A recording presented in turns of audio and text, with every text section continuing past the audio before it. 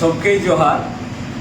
বালি বিষয়ে বিভিন্ন লোকে ফোন করে জানতে চাইছে, সেই জন্যে সবার অবগতির জন্য জানাই যে নবনির্বাচিত বিধায়করা, বলরামপুরের বিধায়ক জলেশ্বর মাহাতো, জয়পুরের বিধায়ক বিশ্বজিৎ মাহাতো সহ এই পুরুলিয়া প্রশাসন তারা গতকালকে আলোচনায় বসেছিলেন এবং বালি যারা ঘাট পাইছে তারাও কিন্তু সেই আলোচনায় ছিলেন এবং সবার সঙ্গে একটা আলোচনা করে তারা আগামী একটা ডেট নিয়েছে, 2-1 দিনের ভিতরে প্রশাসন এবং নবনির্বাচিত বিধায়করা আলোচনা করে বালির একটা নির্দিষ্ট দাম তারা ঠিক করবে।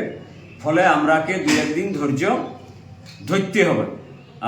মানে এই জন্যে বালির আশা করি এই কিছুদিনের মধ্যেই যে জটিলতাটা আছে সেইটা 1-2 দিনের ভিতরে কাটিয়ে যাবে, এইটুকু আশ্বস্ত করি। সবকে জোহার।